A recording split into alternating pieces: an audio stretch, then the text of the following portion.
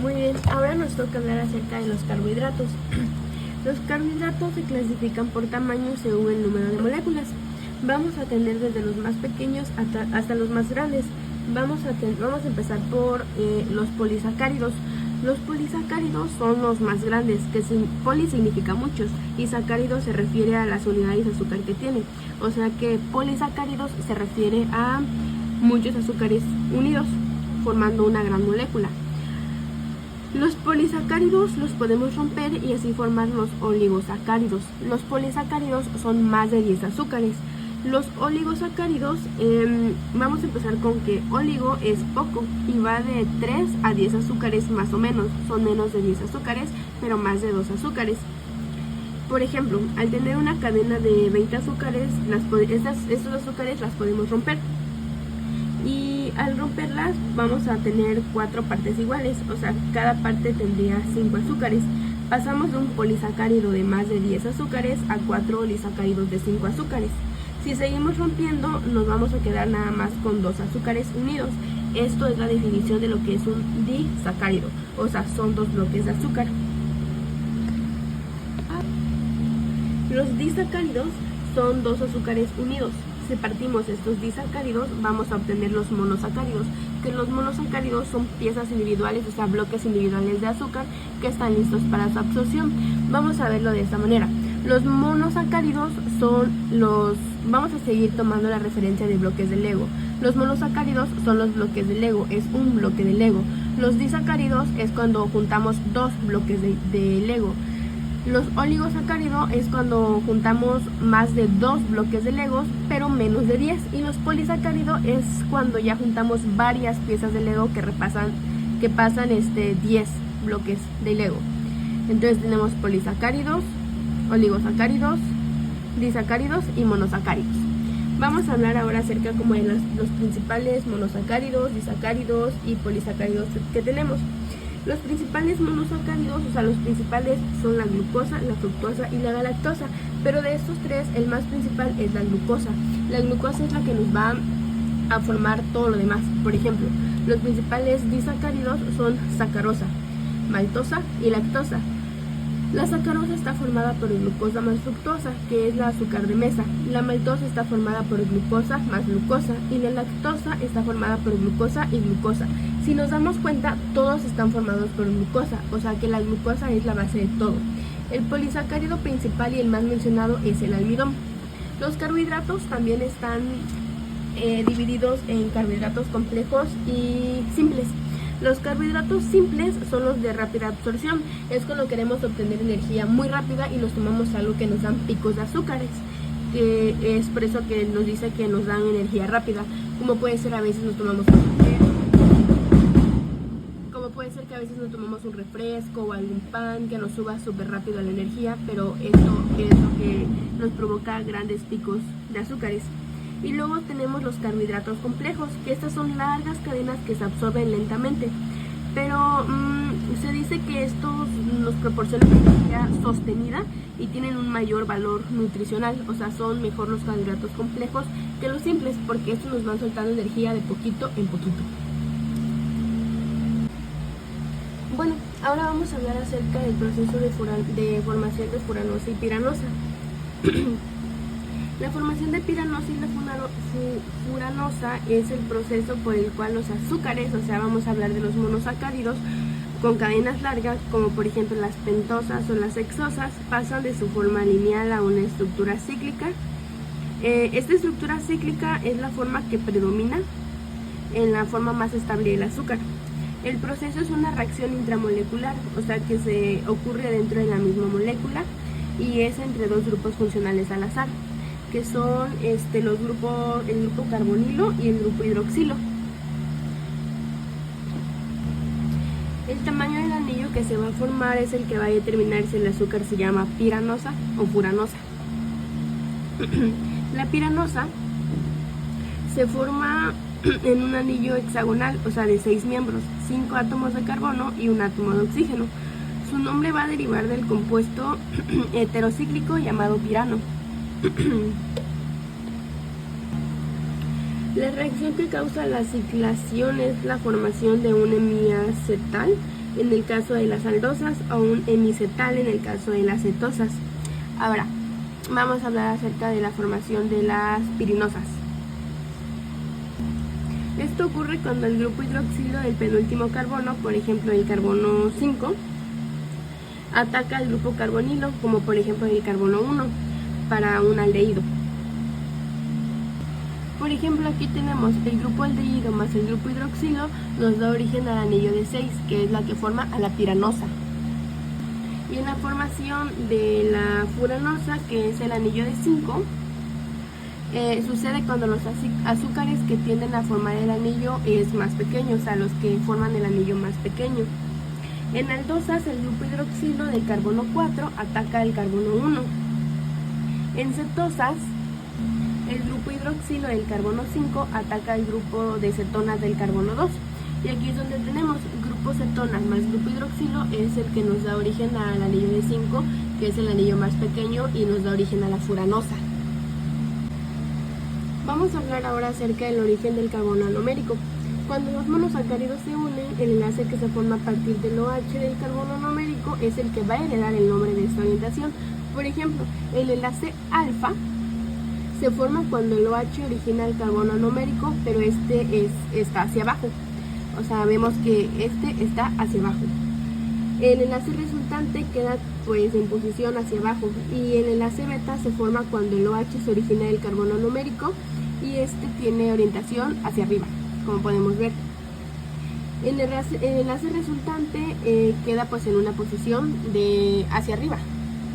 Esto es importante porque esta pequeña diferencia de posición A y beta es crítica para los seres vivos. Por ejemplo, las enzimas en nuestros cuerpos son muy específicas.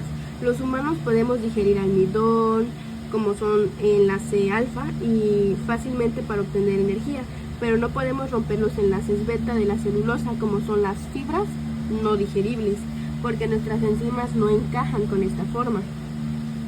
La forma beta es generalmente la más estable en solución acuosa. De hecho, en una solución de glucosa en equilibrio hay aproximadamente 2/3 de beta glucosa y 1/3 de alfa glucosa. Esto también es muy importante para la formación de polímeros. Por ejemplo, los monosacáridos se unen mediante enlaces glucosídicos.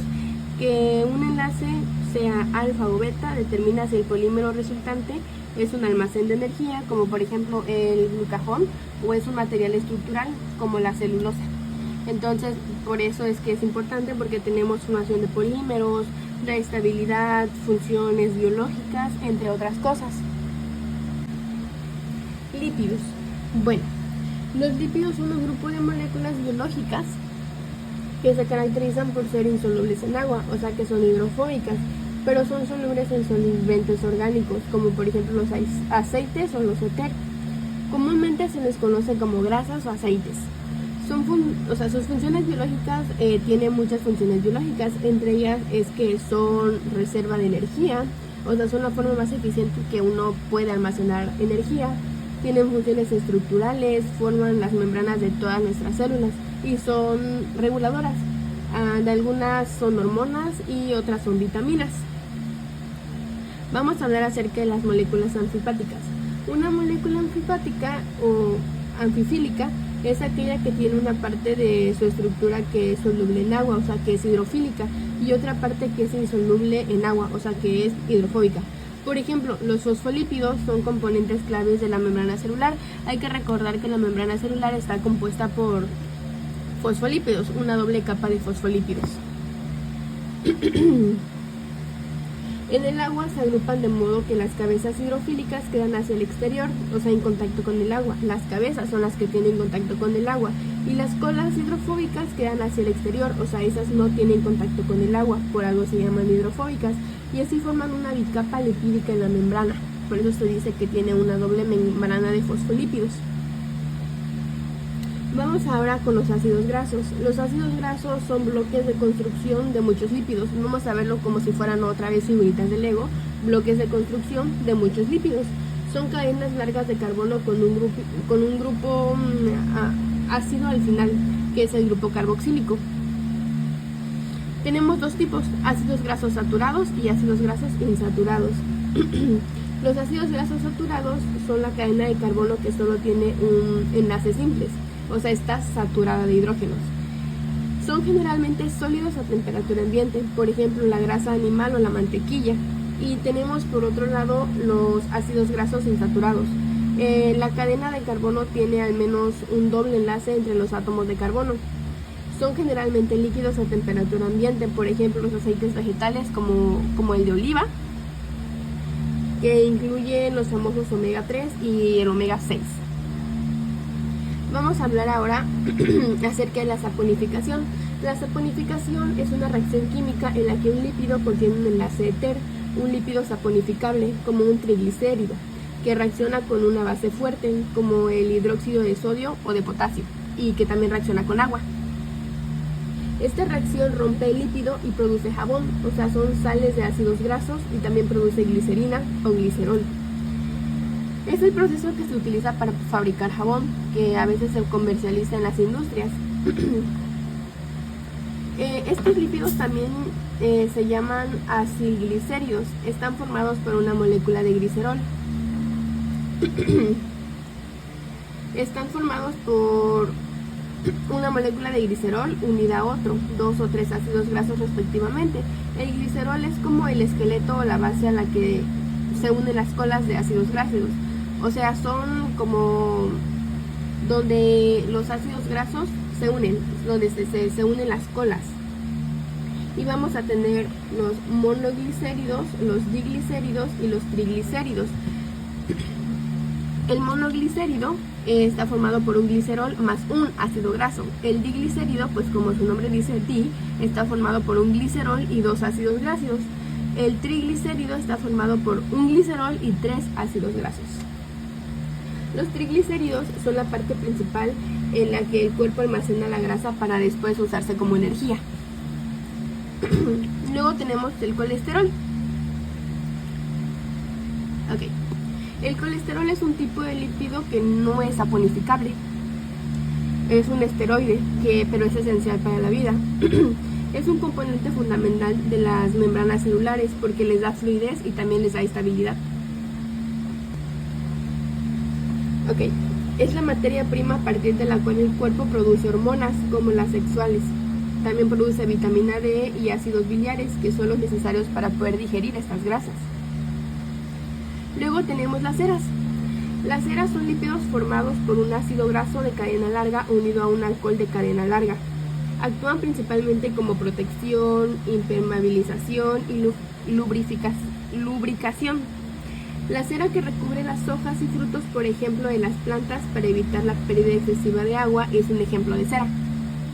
O la cera de los panales de las abejas o el cerumen en el oído humano, o sea, el que tenemos nosotros en nuestro oído. Y por último tenemos las prostaglandinas. Las prostaglandinas son un grupo de lípidos derivados de ácidos grasos, como el ácido araquidónico con omega 6. Se consideran moléculas de señalización local que son similares a las hormonas. Las prostaglandinas controlan muchos procesos cerca de donde se producen, por ejemplo cuando se produce inflamación y dolor. De ahí es que muchos antiinflamatorios actúan como inhibiéndolas. También tienen una regulación de la presión arterial, contracción de los músculos lisos, que es muy importante en el útero durante el parto, las contracciones. Los ácidos nucleicos. Los ácidos nucleicos son moléculas grandes y complejas que se encuentran en toda la célula. Los ácidos nucleicos se encargan de almacenar y transmitir la información genética de una generación a otra. Sin ellos no se podría heredar los rasgos ni construir ninguna proteína porque no habría ninguna instrucción para construir dichas proteínas. Tenemos dos tipos de estos ácidos, el ADN y el ARN. Por un lado tenemos el ADN, que es el que observamos en esta parte de aquí, y el ARN. El ADN, que significa ácido desoxirribonucleico, es el almacén de toda la información, y el ARN, que es este de aquí, que significa ácido ribonucleico, es el mensajero que usa esta información para construir cosas. O sea, este ARN se lleva la información del ADN y la transmite a toda la célula para que ésta pueda seguir construyendo más cosas como proteínas. Los nucleótidos, vamos a decir que son como los ladrillos de construcción. Los ácidos nucleicos, ya sean ADN y ARN, son como largas cadenas y cada cadena se llama nucleótido. O sea, cada pieza de esa cadena es lo que es un nucleótido. Es como la base de los ácidos nucleicos. Cada nucleótido tiene 3 partes que lo forman. O sea, tenemos 3 partes que forman al nucleótido, perdón. Tenemos al grupo fosfato, al azúcar, que pues es la pentosa, y a la base nitrogenada. El grupo fosfato aporta la carga negativa y une a los nucleótidos para formar la larga cadena. O sea, es el esqueleto de toda la molécula, es lo que une. Luego tenemos al azúcar, que es un azúcar de 5 carbonos, por eso decíamos que era pentosa, que forma parte del esqueleto. En el ADN se llama desoxirribosa y en el ARN se llama ribosa. Por eso es que uno es ácido desoxirribonucleico y el otro es ácido ribonucleico, por la pentosa que tiene, es lo que diferencia cada una. Luego hablamos de las bases nitrogenadas, es la parte variable y la que contiene la información genética. Las bases nitrogenadas son como el código de cada una de ellas, o sea, conforme se vayan uniendo es el código que las va a diferenciar. Por ejemplo, o sea, son las letras con las que se escribe la información genética, son como las instrucciones, por decirlo así, y se divide en 2 grupos según su tamaño y estructura. Tenemos las bases purinas y pirimidinas, que las bases de la purina son la adenina y la guanina, y de la pirimidina es la citosina, timina y uracilo. La estructura de las purinas son que tienen 2 anillos, son más grandes, y las pirimidinas solamente tienen un anillo, por tanto son más pequeñas. El ADN y el ARN son muy similares, pero tienen muchas diferencias y son claves. Por ejemplo, el ADN es de doble cadena, tenemos que es una doble cadena de hélice y se parece a un caracol si lo vemos de ese modo. El ARN solamente tiene una cadena, como podemos ver en esta imagen. Es una línea como doblada, pero solamente es una cadena. Su azúcar, o sea, sus bases el azúcar del ADN es desoxirribosa y sus bases son adenina, timina, guanina y citosina. Y el azúcar del ARN es la ribosa y sus bases nitrogenadas son adenina, uracilo, citosina y guanina. La función del ADN es almacenar la información genética de manera segura, es como el máster, el pro de todo. Y luego el ARN es la que transcribe y lleva a cabo las instrucciones para crear más proteínas. O sea, es el mensajero, es como uno es el jefe, el ADN es el jefe y el ARN es como el chalán que lleva los mensajes del jefe. El ADN en las 2 cadenas se unen entre sí por las bases nitrogenadas que aparecen pues de forma muy específica. Es como si fueran parejas. Por ejemplo, la adenina siempre se va a unir con la timina. Adenina y timina siempre van a ir juntas. Y guanina siempre se va a unir con citosina. Estas son como el lenguaje para que se puedan crear las proteínas. A esto es lo que se le llama complementariedad de bases. Siguiendo con esto, ahora nos toca hablar acerca de las proteínas. Las proteínas son las moléculas orgánicas más complicadas y abundantes que hay de la célula. Vamos a decir que las proteínas son como las máquinas y ladrillos del cuerpo, porque estas máquinas o ladrillos son las que realizan pues todo el trabajo en la célula. Vamos a decir que los ladrillos, por ejemplo, forman la estructura de los tejidos, como pueden ser músculos, piel, pelo, huesos, y las máquinas sirven como enzimas, o sea, vamos a decir que son las enzimas. Son las que aceleran las reacciones, anticuerpos, defensa y transportadores. Son las que llevan oxígeno y nutrientes en la célula. Las proteínas están constituidas a partir de unidades más pequeñas llamadas aminoácidos que se unen en largas cadenas. Vamos a hablar ahora del enlace peptídico. El enlace peptídico es el enlace covalente que une 2 aminoácidos, o sea, son los que van formando el esqueleto de péptidos y proteínas. Vamos a imaginar que, por ejemplo, los aminoácidos son cuentas de un collar, ¿no? O sea, son cuencas de un collar. Tenemos un collar y el enlace peptídico es la cuerda que une estas dos. O sea, tenemos el collar, ¿no? Y vamos a imaginar que el enlace peptídico es la cuerda que une cada bolita del collar, que vendrían haciendo los aminoácidos. O sea, el enlace peptídico es el que va uniendo cada aminoácido hasta formar pues a la proteína. Más de 100 aminoácidos forman una proteína. Estos se forman cuando el grupo carboxilo que de un aminoácido se une al grupo amino del siguiente. O también se puede formar en el proceso, por ejemplo, cuando se pierde una molécula de agua en un enlace covalente muy fuerte, también se puede formar. Vamos a hablar acerca de las estructuras, que es lo que tenemos de este lado. Tenemos estructuras primarias, secundarias, terciarias y cuaternarias. Una proteína debe doblarse de una forma muy específica para poder funcionar. O sea, no se puede formar nada más hacia lo loco, sino que tiene que seguir un orden, por decirlo de esta forma. Por eso es que se clasifica en 4 niveles. Por ejemplo, aquí lo tenemos: la primaria, la secundaria, la terciaria y la cuaternaria. La estructura primaria, o sea, es la secuencia lineal de aminoácidos. Es como si fuera el orden en que se escriben, por ejemplo, siguiendo el orden del collar. Es como que vas armando el collar y primero sigues una secuencia lineal, ¿no? Entonces aquí tenemos la secuencia lineal, que es la secuencia de aminoácidos.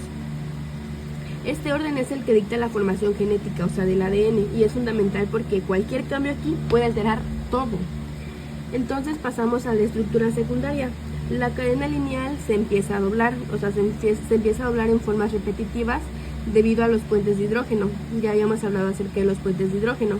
Y las formas más comunes son de alfa hélice, que es una espiral o resorte, o una hoja plegada, que puede ser beta plegada, que se pliega como un acordeón. Y aquí es donde vamos viendo ya como el doblez que se va doblando. Y la estructura terciaria, que es la forma global, es el plegamiento completo ya tridimensional de toda la cadena. Aquí incluye las hélices beta, o sea, las beta plegadas y las alfa hélices, que es esta de aquí. Miren, es el péptido individual ya todo doblado. Es la forma única que adquiere la proteína y la que le permite llevar a cabo sus funciones biológicas. O sea, ya esta es su forma, es la forma única que adquiere cada proteína. Y se estabiliza por interacciones entre los grupos laterales en los aminoácidos, o sea, los grupos radicales, los que se le vayan a pegar. Y por último tenemos la estructura cuaternaria, que es el complejo de unidades. Algunas proteínas necesitan unirse a otras cadenas de proteínas para ser funcionales. Por ejemplo, la estructura cuaternaria describe cómo se agrupan estas cadenas, como un complejo final.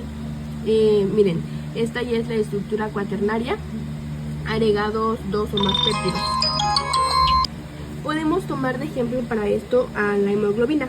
La hemoglobina es la proteína que transporta oxígeno a la sangre y tiene 4 cadenas unidas.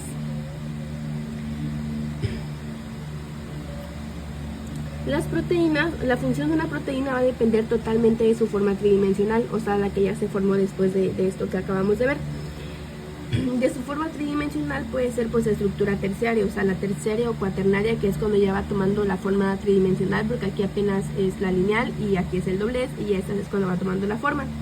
La desnaturalización es el proceso por el cual una proteína pierde la estructura tridimensional que se formó justamente aquí.